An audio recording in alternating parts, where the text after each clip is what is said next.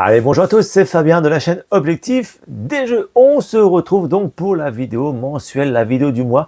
Pour ceux qui me rejoignent, cette vidéo où je montre un petit peu tous les jeux rapidement que j'ai pu jouer. Certains jeux, vous les voyez plus en détail sur une vidéo spécifique. Mais voilà, tous les mois, un petit peu, je brasse les jeux que j'ai joué avec souvent mes enfants et à l'association ou quand les amis viennent à la maison. Donc il y a pas mal de différentes situations pour jouer.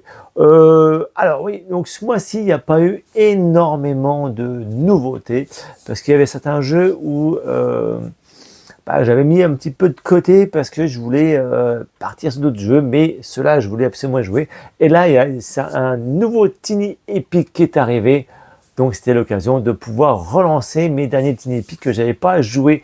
Donc vous allez en voir pas mal qui va arriver prochainement sur la chaîne en vidéo individuelle parce que c'est une gamme, certains pourront me dire, ah, c'est plus gros qu'un petit jeu, mais pas assez gros pour un gros jeu. Et donc, il a le cul entre deux chaises, comme on dit si bien, dans le langage lorrain. Mais moi, je les aime bien parce que ça prend pas beaucoup de place. C'est des parties d'environ 1 heure. Et il y a quand même beaucoup de matériel et beaucoup de choses à faire dans cette Tiny Epic. Donc, on verra ça un peu plus tard dans la vidéo. Ok, allez, c'est parti. Sans plus attendre, on va commencer tranquillement par le grand classique qui sort quasiment tous les mois. Il s'agit de Trio. Évidemment, chaque fois, on joue un petit jeu rapidos. Eh ben, les enfants le veulent jouer à Trio, ma compagne à Trio, mes amis m'en connaissent, ils veulent jouer à Trio. Ça fonctionne très bien. Donc, je ne rentre pas trop en détail sur ce jeu. Toujours aussi excellent. Bah tiens, on va partir sur une nouveauté que j'ai reçue lors d'un concours Instagram, Fast Blast. Alors ça me fait penser, c'est un peu la même chose que Ligretto. Je ne sais pas si vous connaissez Ligretto. Si vous ne connaissez pas ce jeu, il est excellent pour remettre un petit peu de boost lors des soirées jeux. Allez faire un tour sur ma chaîne, vous verrez le jeu, il prend beaucoup de vues par jour parce que je ne sais pas pourquoi, il marche très très bien ce jeu. C'est un excellent jeu Ligretto. Flash Blast, c'est un peu la même chose. Il y a juste une petite particularité justement avec ces cartes noires, mais sinon dans l'ensemble ça reste le même jeu. Donc ça fonctionne très bien, les enfants jouent aussi à ce jeu, ça marche très bien. Autre jeu que j'ai reçu, il s'agit de Cluster Duo avec des gros aimants. Pareil, c'est un peu la même chose que Cluster, vous voyez, le fil avec les aimants. Par contre, les aimants sont bien plus gros, je vais vous montrer ça. Je les ai laissés en sachet. Hop, et moi, ces aimants, ils sont énormes. Vous les voyez? Eh ben, franchement, c'est un jeu donc en duo. C'est excellent. Voilà, on est toujours tenté à dire, bah tiens, c'est bon, ça va passer, je vais le poser et il va pas toucher. Comme ils sont plus gros, ils ont une force d'attraction bien plus élevée. Paf, et ben c'est parti. Donc le même jeu, pareil, on doit ne plus avoir notre cluster, notre petits aimants avec nous.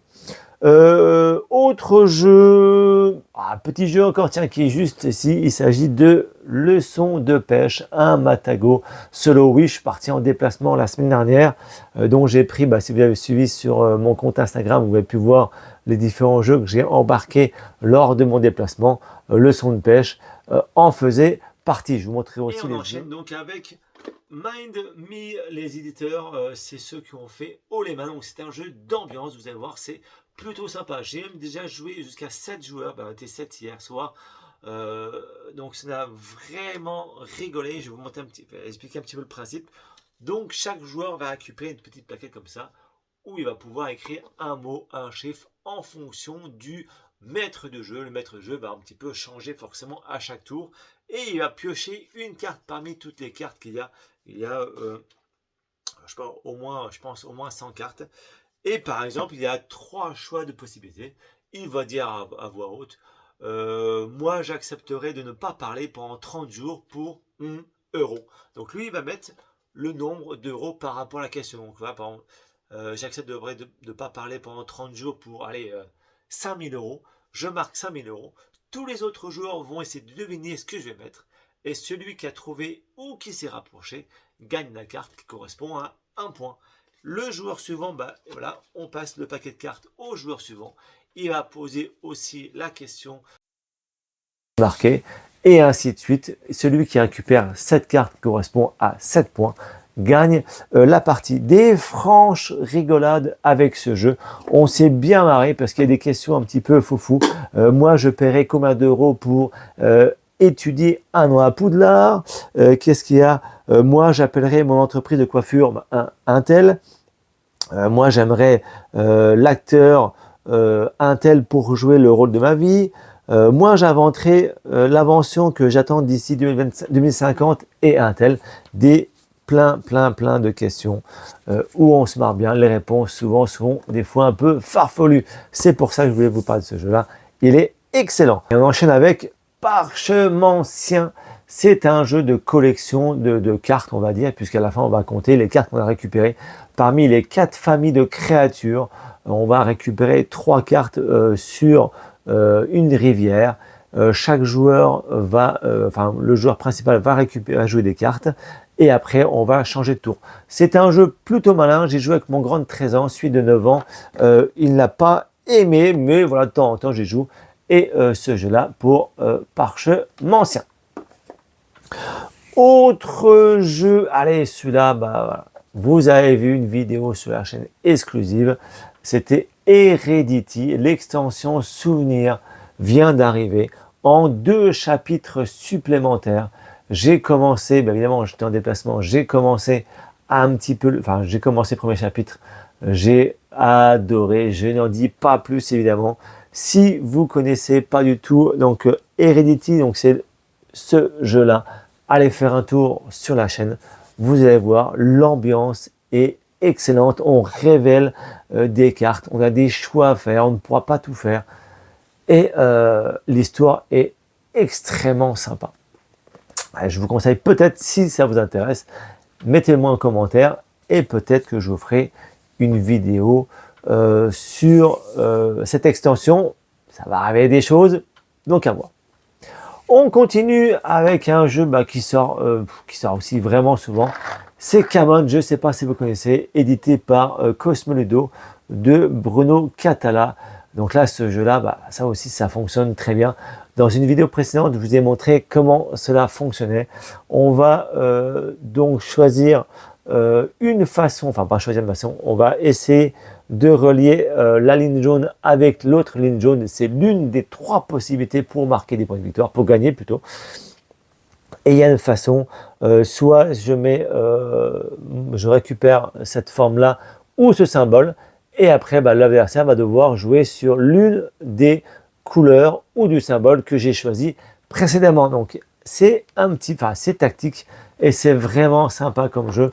Je vous le conseille absolument. Autre jeu donc que j'ai un petit peu découvert pendant mon déplacement, il s'agit d'Apex. C'est un 4X a priori plutôt rapide. Donc là j'étais dans les règles du jeu. Vous voyez un petit peu, voilà, c'était un jeu qui est comme ceci, où on va donc explorer de 4 façons, expansion, colonisation, etc. De 4X. J'en suis seulement dans la découverte des règles, donc j'en sais pas vraiment plus de ce jeu, mais sûrement vous en verrez une vidéo prochainement. J'ai reçu aussi par l'éditeur, celui-là, Dig Your Way Out. C'est un jeu un peu plus ancien sur le thème de la prison. Mon gamin de 9 ans, il a dit direct, je vais jouer à celui-là, je vais jouer à celui-là. Mais c'est pas possible. Robin, t'as que 9 ans, non. Mais voilà, pour l'instant, j'en suis pas, surtout de marquer 16 ans. Donc je ne pense pas qui jouera à ce jeu, peut-être plus tard quand il sera plus grand. Justement, j'en parle souvent avec mes enfants. Je leur ai fait découvrir un jeu indémodable, un jeu cultissime, je pense. De toute façon, je vais faire un petit thème souvent avec des jeux spécifiques, jeux indémodables qu'on doit avoir absolument dans sa ludothèque. Forcément, Terraforming Mars, c'était le jeu qu'il faut avoir dans sa ludothèque, mais pas que. Je leur ai fait découvrir à mes enfants ce jeu. Il s'agit d'Agricola le mois dernier et on y joue très souvent. Le jeu en lui-même est plutôt simple. Nous avons différentes actions simples à faire, mais le fait de pouvoir scorer le maximum de choses, c'est là que toute la difficulté arrive. On ne peut pas tout faire, c'est compliqué. Donc nous avons des choix à faire. Le design est très ancien, mais il fonctionne très bien. On va devoir donc soit agrandir la maison, soit planter des céréales ou des légumes, récupérer un élevage, faire des clôtures, etc., etc. Agricola pour moi est cultissime, il faut absolument l'avoir dans sa ludothèque. Je vous en ferai une série spéciale de jeux indémodables. Autre jeu que je vous ai montré très récemment sur la chaîne qui vient de sortir, il s'agit de Raising Robots. Alors là, c'est un jeu d'engine building. On va donc construire différents robots pour avoir plus de bonus, plus de ressources et marquer évidemment le plus de points de victoire. Tout ça en nombre de tours définis. Nous avons à chaque tour des phases à faire, piocher, récupérer 2 cartes pour faire les actions. Mais si nos adversaires font des actions différentes, eh ben on pourra aussi les faire. Et ça, c'est vraiment plutôt sympa. Donc, c'est édité par Le Guide Games.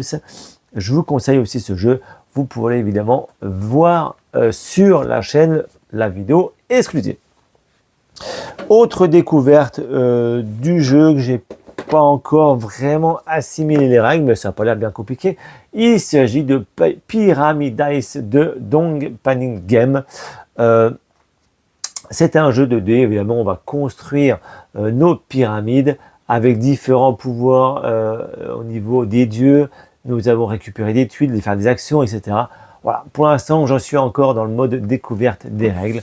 On verra ça un peu plus tard, mais voilà, c'est pour dire un petit peu que les jeux que j'ai commencé à me mettre dessus. Halloween n'était pas loin, donc je m'étais remis dans Final Girl. En plus, la saison 2 arrive bientôt, donc je me suis remis avec Geppetto, qui est bien compliqué.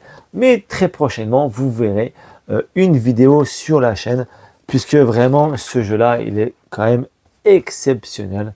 Ouais, un petit peu ce personnage où il va invoquer des marionnettes en plus pour nous massacrer et massacrer tous les petits personnages survivants, et à nous de les sauver. Et surtout, donc là, il va falloir tuer Geppetto parce qu'il aura des points de vie, il aura 8 points de vie.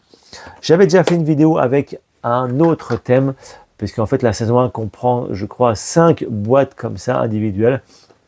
Elle avait joué Poltergeist où c'était bien plus compliqué. C'était une façon spécifique de le vaincre, non pas avec des points de vie, mais une autre façon. Vous pouvez aller retrouver la chaîne et faire la vidéo sur la chaîne. Évidemment, donc prochainement, avant que la saison 2 arrive, vous verrez Geppetto avec Final Girl.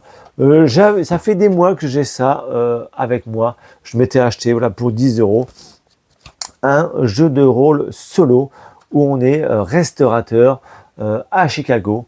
Eh ben, j'ai lu les règles, ouais, ça a l'air vraiment sympa, mais ça prend extrêmement beaucoup de temps. Est-ce que j'ai du temps en ce moment pour me consacrer à ça? Je ne sais pas. En tout cas, on va finir cette vidéo avec les Tiny Epic. Voilà, donc là, très prochainement, vous allez voir Tiny Epic Pirate sur la chaîne, qui est vraiment sympa. Il est vieux, mais voilà, je vous ai montré pas mal de Tiny Epic, je les vois un petit peu là-haut, c'est pour ça que je regarde un petit peu en haut. Je vous ai déjà montré pas mal de Tiny Epic, je les ferai tous, ça c'est sûr, parce que j'aime bien cette gamme, cette collection là. On est joueur de jeux de société, on est évidemment aussi collectionneur, mais moi je veux quand même m'attarder à jouer tous les jeux que j'ai. Et si le jeu, je n'y ai pas joué pendant 2 ans, 3 ans, bah je le revends. Ça c'est mon credo. Je ne veux pas me dire, bah non, ce jeu-là, j'ai pas joué, mais je regarde quand même. Non, dans ma tête, il me dit, soit tu joues, soit tu le vends. Bon, voilà. Donc je joue à tous mes jeux que j'achète ou que je reçois. Je joue absolument à tout, plusieurs parties pour me dire la vie. Soit ça reste positif et j'y rejouer, soit c'est plus négatif, soit je le prête à des amis, ou je le mets dans le coin pour les enfants y jouent, etc. Mais voilà, en tout cas, tous mes jeux jouent, ou sinon, bah, certains je revends que j'ai acheté, que je ne veux plus du tout jouer, que je ne jouerai plus parce qu'il y a tellement de nouveautés. Là aussi, c'est un sujet de la consommation qui est un problème. Bref, on continue. Donc, c'est Tiny Epic Pirate, c'est le prochain que vous verrez rapidement. Tactique, eh ben, pourtant, c'est l'un des jeux que j'ai au moins depuis 1 an et demi. Et je me dis, ce jeu-là, mais ça me fait penser aux jeux vidéo Tactics, genre Final Fantasy. Ah, je veux trop y jouer. et ben, je me suis lancé un petit peu dans le jeu il y a quelques temps. Et je sais pas, je ne m'étais pas inspiré, mais je veux absolument y jouer. Donc sur aussi, vous verrez. J'ai d'autres jeux, celui-là je l'ai reçu par l'éditeur, je suis content. Tiny Epic Vikings, je l'avais plutôt comme ceci, c'est mieux. Quand je l'avais reçu, je l'avais déballé. Mais je sais pas, peut-être les règles pas compliquées, je sais pas, mais il m'inspirait un petit peu moins. Donc évidemment, je ferai une vidéo dessus, quoi qu'il arrive, c'est sûr. Et celui-là aussi, je l'avais acheté d'occasion, Tiny Epic Defenders, un jeu, voilà, on va évidemment défendre toutes les hordes qui vont arriver d'ennemis. Voilà. Toujours des Tiny Epic, toujours sympa, toujours un thème différent, une mécanique différente. C'est pour ça que j'apprécie. Et dans un décor et une mini boîte, ça fonctionne très bien. Voilà un petit peu les jeux que j'ai joués ce mois-ci. Pas mal de petits jeux. Pas de gros jeux, voilà, avec les enfants ou entre amis ou moi en déplacement, j'ai pas pu faire de gros jeux, mais toujours découverte de nouveautés, de jeux plus anciens. Voilà. Il faut toujours faire sa petite culture ludique. J'espère que cette vidéo vous a plu. N'hésitez pas à vous abonner, à commenter. Je vous le dis en fin de vidéo. Si vous êtes là, mettez-le moi en commentaire que vous êtes resté jusqu'au bout. Je vous dis à bientôt.